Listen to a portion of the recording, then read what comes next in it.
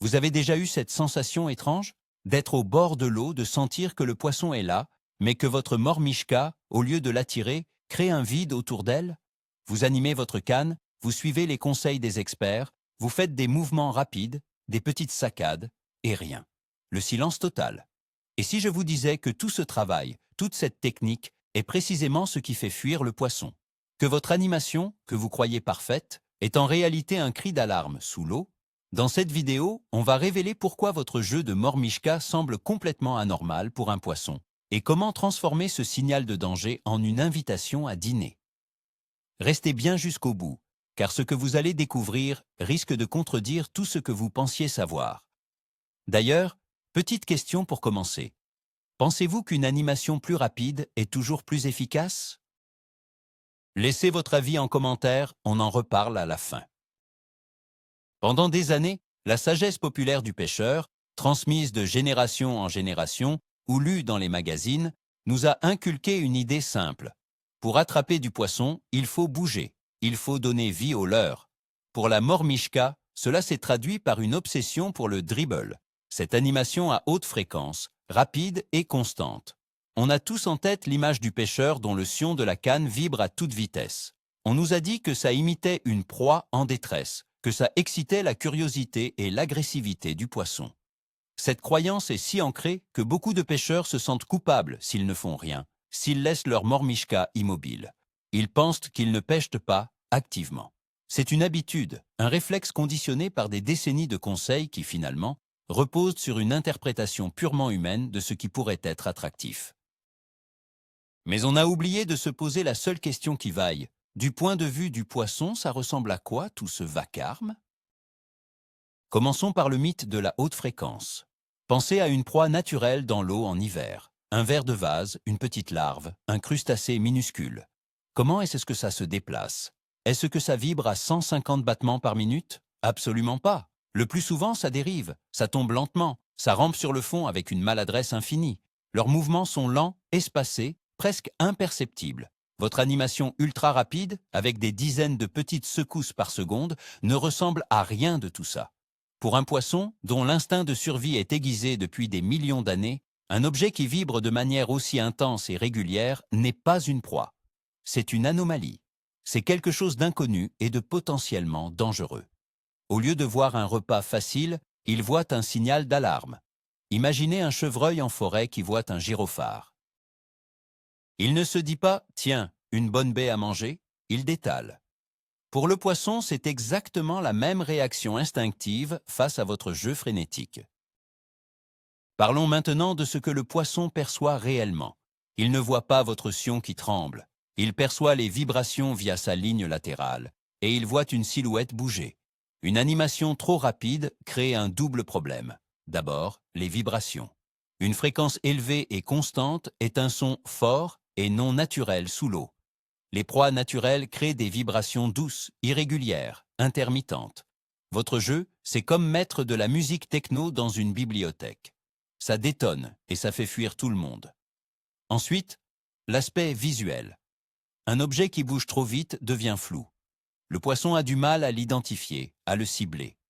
Une proie facile est une proie lente, prévisible, qu'on peut gober sans effort. Votre mormichka qui danse la gigue est une cible difficile et suspecte. Le poisson se dit qu'il va dépenser plus d'énergie à l'attraper qu'il n'en recevra en la mangeant. Et bien souvent, il préfère simplement l'ignorer, voire s'en éloigner par précaution. Un autre point crucial, l'absence de pause. C'est sans doute la plus grande erreur commise par 90% des pêcheurs. Ils animent, animent, animent, sans jamais s'arrêter. Or, c'est pendant la pause que tout se joue. Pourquoi? Pour deux raisons. Premièrement, c'est le moment où la mormichka se stabilise et redevient une cible claire et facile pour le poisson. Il a le temps de l'observer, de s'approcher et de décider d'attaquer. Deuxièmement, la pause imite le comportement naturel d'une proie. Une larve ne bouge pas constamment. Elle bouge, s'arrête, bouge, s'arrête. C'est durant cet arrêt qu'elle est la plus vulnérable. C'est à ce moment précis que le prédateur attaque. La plupart des touches, et les pêcheurs expérimentés vous le diront, surviennent soit au tout début d'une pause, soit juste à la reprise du mouvement. En ne faisant pas de pause, vous privez le poisson de la meilleure fenêtre d'opportunité pour attaquer. Vous lui présentez un marathonien alors qu'il cherche un paresseux. Imaginez la scène, au fond de l'eau. Un petit verre de vase se détache du substrat. Il ne va pas remonter en vibrant. Il va soit être soulevé par un léger courant, soit tomber doucement s'il était en suspension. Sa chute n'est pas une ligne droite et rapide. Elle est freinée par l'eau, elle est légèrement erratique, lente. C'est ça, le mouvement naturel. Maintenant, regardez ce que font beaucoup de pêcheurs. Ils lèvent la canne d'un coup sec et la laissent retomber. La mormichka monte en flèche et redescend comme une pierre. Ça ne ressemble à rien de comestible. La bonne approche, c'est de faire une tirée lente, très lente, vers le haut, comme si vous souleviez à peine la mormichka du fond. Puis, de la laisser redescendre en contrôlant la bannière, pour qu'elle plane, qu'elle papillonne. C'est ce mouvement de chute lente et contrôlée qui est hyper attractif, car il imite une proie faible et désorientée. Le poisson n'a aucun doute, c'est un repas facile qui s'offre à lui. L'erreur de l'uniformité est aussi très répandue. Beaucoup de pêcheurs trouvent un rythme, par exemple tic pause, tic pause, et ils le répètent à l'identique pendant des minutes. C'est une erreur fondamentale. La nature est tout sauf uniforme. Une vraie proie ne bouge jamais avec un rythme de métronome. Ses mouvements sont dictés par son environnement, par les courants, par sa propre fatigue. Ils sont chaotiques, imprévisibles. Il y aura 2 petites secousses, puis une longue pause, puis une seule secousse, puis une dérive. C'est cette irrégularité qui sonne vrai pour le poisson. Si votre animation est trop parfaite, trop régulière, elle devient mécanique. Et ce qui est mécanique est artificiel. Et ce qui est artificiel est suspect. N'ayez pas peur de casser le rythme. Faites des choses illogiques. Une tirée ample et lente, suivie de 3 petites secousses minuscules et d'une pause de 10 secondes. C'est ce chaos contrôlé qui va intriguer le poisson et le pousser à la faute. Il y a une déconnexion totale entre ce que le pêcheur fait avec sa canne et ce que la mormichka fait au fond de l'eau. Vous pouvez imprimer une vibration très rapide au sion de votre canne. Vous avez l'impression de transmettre cette action directement au leurre. Mais c'est faux. L'élasticité de la ligne, la résistance de l'eau, le poids de la mormichka, tout cela amortit et déforme votre mouvement. Votre dribble ultra rapide au niveau de la main se transforme souvent en un simple tremblement erratique et flou au niveau du leurre. Parfois, si la ligne est un peu détendue, votre animation ne se transmet même pas du tout. Le leurre reste quasi immobile. Le secret n'est pas de se concentrer sur le mouvement de la main, mais de visualiser ce que la mormichka doit faire. Pour obtenir une petite levée douce du leurre, il faut parfois une levée très ample et très lente de la canne. Il faut apprendre à traduire l'intention en action réelle sous l'eau, et ça demande d'oublier la vitesse et de penser douceur. Le fameux soulever-retomber, c'est la base, mais presque tout le monde le fait trop vite. On a tendance à lever la canne et à la rabaisser immédiatement, créant une animation en V très abrupte. La mormichka fait un bond et retombe comme une enclume. C'est agressif et totalement contre nature. Essayez plutôt de penser à un mouvement en U très large. Levez la canne très lentement sur plusieurs secondes. Maintenez-la en haut 1 ou 2 secondes. Puis, raccompagnez la descente tout aussi lentement en gardant toujours un contact minimal avec la ligne. La mormichka va monter en douceur, planer un instant, puis redescendre en papillonnant. C'est infiniment plus naturel. Le poisson a le temps de la voir monter, de la suivre, et c'est souvent au moment où elle plane en haut ou lorsqu'elle entame sa descente lente qu'il l'intercepte. Oubliez la saccade. Pensez flottement. La nuance est énorme et les résultats le sont aussi. Le piège du rythme parfait. Comme nous l'avons dit, la nature est chaotique. Un pêcheur qui applique un rythme parfait envoie un signal étrange. C'est comme si un animal dans la forêt marchait en faisant exactement le même bruit à chaque pas, à intervalles parfaitement réguliers. C'est suspect. Pour un poisson, un rythme trop parfait, c'est le signe d'un leurre. Il s'est fait avoir 1 ou 2 fois dans sa vie par des choses qui bougeaient de façon trop mécanique. Il a appris à s'en méfier. Votre objectif est de briser cette perfection. Soyez l'étudiant distrait, pas le soldat au garde à vous. Laissez votre esprit vagabonder. Regardez le paysage. Vos mouvements deviendront naturellement plus irréguliers, plus hésitants. Et paradoxalement, c'est cette inattention qui rendra votre animation bien plus crédible et pêchante. Le poisson ne recherche pas la perfection, il recherche l'authenticité d'une proie facile. Il faut différencier vibration et mouvement. La vibration à haute fréquence, le tremblement, est utile dans de très rares cas, souvent pour des poissons très actifs ou par forte agressivité. Mais la plupart du temps, c'est le mouvement lent, l'ample décollage du fond, qui est efficace. La vibration est un appel de loin, une sorte de « Hey, je suis là !» Mais de près, si elle continue, elle devient effrayante. Le mouvement lent, c'est l'invitation à table. Imaginez la scène. Le poisson est attiré par une légère vibration. Il s'approche. S'il voit un truc qui tremble frénétiquement, il va hésiter. Mais s'il voit un truc qui se soulève doucement du fond, révélant sa forme, puis qui se met en pause, il va l'identifier comme une proie et l'attaquer. Utilisez donc la vibration avec parcimonie, peut-être 1 ou 2 secondes pour attirer l'attention, mais basez 90% de votre animation sur des mouvements lents, des tirés et des pauses. Le diamètre de votre ligne a un impact colossal sur le naturel de votre animation. Beaucoup de pêcheurs utilisent des nylons trop gros par peur de la casse. Le problème, c'est qu'une ligne épaisse est raide. Elle a une mémoire. Elle bride complètement le mouvement naturel de la mormishka, surtout avec des modèles très légers. La mormishka ne peut pas vivre sa vie. Elle est contrainte par la raideur du fil. Elle ne tombera pas naturellement. Elle ne dérivera pas dans le courant. Elle sera toujours sous l'influence directe et artificielle de votre ligne. Passer sur un diamètre plus fin, comme un 12 ou même un 10 centièmes, transforme radicalement la présentation. La ligne est plus souple, elle disparaît dans l'eau. La mormishka gagne en liberté de mouvement. Sa descente est plus lente, plus planante. Elle réagit au moindre petit courant. Elle devient soudainement beaucoup plus vivante et naturelle, sans même que vous ayez à changer votre animation. Le poids de la mormishka est un autre facteur déterminant. La tendance est souvent d'utiliser un modèle un peu trop lourd pour bien sentir le fond ou pour pêcher plus vite. C'est une erreur. Une mormishka trop lourde coule comme une pierre. Chaque animation, chaque tirée, se termine par un poc sonore et brutal sur le fond. Cela fait fuir tous les poissons aux alentours. Le but est d'utiliser le poids le plus léger possible qui vous permet encore de garder le contact avec le fond et de tendre votre ligne. Une mormishka légère descend doucement. Elle se pose sur le fond avec délicatesse. Elle soulève un minuscule nuage de sédiments, exactement comme le ferait une vraie bestiole. Elle est plus facile à animer en douceur. Elle plane. Elle est plus facile à aspirer pour un poisson méfiant. Sacrifiez un peu de sensation au profit d'une présentation 1000 fois plus naturelle. Vous sentirez moins de choses, mais vous aurez beaucoup plus de touches. Observez l'angle de votre ligne. Idéalement, pour une animation parfaite, votre ligne devrait être la plus verticale possible. Beaucoup de pêcheurs, surtout du bord, lancent loin et animent avec un angle très ouvert. Le problème, c'est qu'avec un angle, quand vous levez votre canne, vous ne faites pas monter la mormishka. Vous la traînez principalement vers vous. Le mouvement n'est plus du tout un décollage vertical, mais un raclement sur le fond. C'est beaucoup moins naturel. Le poisson voit cet objet qui gratte le fond en se dirigeant vers la berge de manière rectiligne. C'est suspect.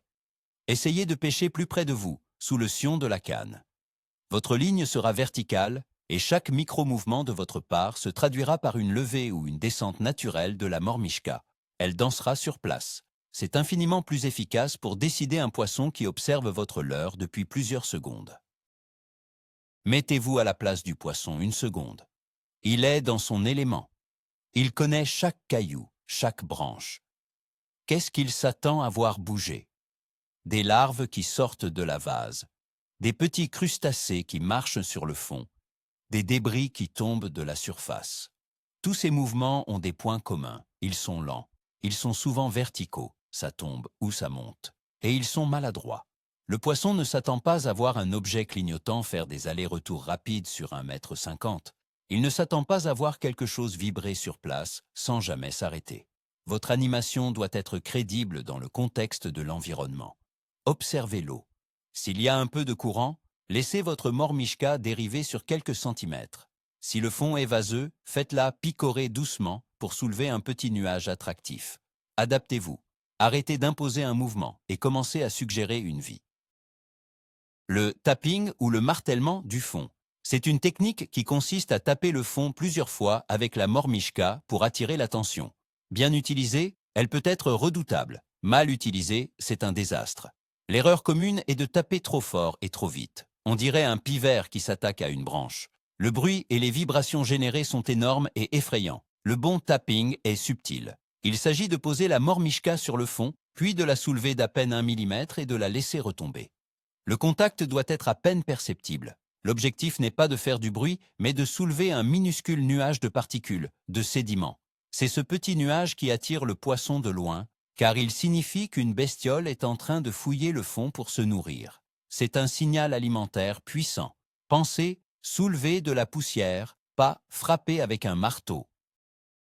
Savez-vous ce que votre animation rapide signale vraiment? La panique. Dans la nature, une petite créature qui bouge très vite, de manière erratique, c'est une créature qui fuit un prédateur. Quand les autres animaux voient ce signal de panique, leur réflexe n'est pas de se dire « Tiens, un repas ». Leur réflexe est de se dire « Attention, danger dans le coin ». En faisant une animation trop agressive, vous envoyez peut-être involontairement le message qu'un brochet ou une grosse perche est en chasse juste à côté. Le petit poisson blanc, le gardon, la brème, ne va pas prendre le risque de venir voir. Il va se figer ou s'éloigner par précaution. Votre animation, censée attirer, devient un répulsif.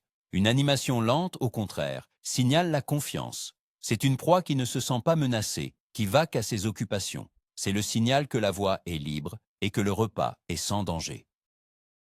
L'illusion du contrôle. On aime sentir qu'on maîtrise notre leurre, qu'on lui imprime exactement le mouvement qu'on veut. Mais c'est une illusion. Entre votre main et la mormichka, il y a la canne, la ligne, l'eau, le courant. Le meilleur jeu n'est pas celui où vous imposez tout, mais celui où vous collaborez avec les éléments. Parfois, la meilleure chose à faire est de ne presque rien faire. Tendez simplement votre ligne et laissez le courant subtil de l'eau animer votre mormichka. Laissez-la vivre sa vie. Votre rôle est juste de la maintenir à la bonne profondeur et de rester concentré pour détecter la touche. C'est ce qu'on appelle la pêche en dérive contrôlée. Vous seriez surpris de voir combien de poissons se font prendre sur un leurre qui semble presque immobile, mais qui en réalité est animé de micro-mouvements par la seule force de l'eau. Lâchez prise. Acceptez de ne pas tout contrôler. La nature fera le travail pour vous. Voici une expérience simple à tenter lors de votre prochaine sortie. Prenez 2 cannes. Sur la première, pratiquez votre animation habituelle, celle que vous avez toujours faite avec du rythme et de la vitesse. Sur la deuxième canne, lancez votre mormichka, laissez-la descendre au fond et ne faites absolument rien. Posez la canne sur un support en tendant juste un peu la bannière. C'est ce que les Anglais appellent le dead stick, le bâton mort. Contentez-vous de surveiller le sion. Attendez 5-10 minutes. Je suis prêt à parier que vous serez choqué par les résultats. Il est très probable que la canne immobile enregistre autant, voire plus de touches que la canne que vous animez frénétiquement. Pourquoi? Parce qu'un petit appât immobile posé sur le fond, ou juste au-dessus, est l'image même de la proie facile et sans méfiance. Cette expérience vous prouvera par A plus B que, bien souvent, moins, c'est vraiment mieux. La synthèse de tout cela, et c'est finalement assez simple et paradoxal. Le meilleur jeu de mormichka est celui qui est le plus minimaliste. C'est l'art de la subtilité. Il ne s'agit pas d'arrêter complètement de bouger, mais de rendre chaque mouvement intentionnel, lent et signifiant. Une tirée ample et douce pour faire décoller le leurre du fond. Une longue, très longue pause où vous laissez la mormichka se stabiliser. Puis, 1 ou 2 petits tremblements minuscules, juste pour suggérer un frétillement de vie. Et une autre pause. Votre animation doit être composée à 80% de pause et à 20% de mouvements lents. Le pêcheur qui a l'air le plus paresseux, au bord de l'eau, celui qui semble presque s'ennuyer, est souvent celui qui a tout compris. Il ne combat pas la nature avec des mouvements artificiels, il s'intègre à elle avec discrétion. Un dernier point, la perception de la touche. Avec une animation trop rapide, vous êtes constamment en mouvement. Il devient très difficile de sentir une touche subtile. Souvent, le poisson ne fait pas une tape violente. Il aspire juste la mormichka. Cela se traduit par un léger toc, un petit déplacement de la bannière, ou même une sensation de poids qui disparaît. Si votre sion est en train de vibrer dans tous les sens, vous ne sentirez jamais ces touches discrètes. Vous ne sentirez que les attaques les plus violentes des poissons les plus agressifs. En pratiquant des animations lentes et surtout de longues pauses, vous êtes à l'arrêt. Votre ligne est tendue. Vous êtes en contact direct avec votre leurre. La moindre anomalie, la plus petite aspiration, vous sera transmise instantanément. vous détecterez beaucoup plus de touches et donc vous attraperez beaucoup plus de poissons. C'est aussi simple que ça. Pour conclure sur l'aspect technique, n'oubliez jamais que votre équipement influence votre animation. Une canne trop raide transmettra des vibrations trop sèches et brutales. Une canne avec un sion souple et sensible vous aidera à créer des animations plus douces et à mieux détecter les touches. C'est le prolongement de votre main. De même, un moulinet léger équilibrera bien l'ensemble et vous évitera la fatigue, vous permettant de rester concentré sur la subtilité de vos mouvements plutôt que sur le poids de votre matériel. Chaque élément compte. De la pointe de votre sion jusqu'à la bille de tungstène de votre Mort-Mishka, tout doit travailler en harmonie pour créer une illusion de vie qui soit crédible. Et comme on l'a vu, la crédibilité dans le monde aquatique rime rarement avec vitesse et agitation, mais plutôt avec lenteur et discrétion. Pensez-y la prochaine fois que vous choisirez votre matériel pour une sortie Mort-Mishka. Alors, quel est le grand retournement de situation dans toute cette histoire? Le voici. Le secret pour rendre votre Mort-Mishka attractive n'est pas d'apprendre une nouvelle animation compliquée. C'est d'arrêter de faire ce que vous faites. Le point de bascule, c'est de comprendre que votre objectif principal n'est pas d'attirer le poisson, mais d'abord et avant tout de ne pas lui faire peur. C'est un changement total de philosophie. On passe d'une pêche active et agressive à une pêche de présentation et de patience. La révélation, c'est que le rien est souvent plus efficace que le tout. Les pauses, la lenteur, l'imitation de la maladresse, voilà les vraies clés. Cela peut paraître frustrant au début de ralentir à ce point, mais une fois que vous aurez pris votre premier poisson sur une pause de 15 secondes, vous comprendrez. Votre approche de la pêche à la Mort-Mishka ne sera plus jamais la même. Merci infiniment d'avoir regardé cette vidéo jusqu'au bout. Si elle vous a ouvert les yeux, n'hésitez pas à mettre un pouce bleu, ça aide énormément la chaîne, et à vous abonner pour d'autres conseils qui sortent des sentiers battus. Et maintenant, la question qui tue pour les commentaires. Quelle est l'animation la plus lente ou la plus bizarre que vous ayez essayée et qui vous a rapporté un poisson inattendu? Racontez-nous vos expériences, ça m'intéresse énormément. À très bientôt au bord de l'eau.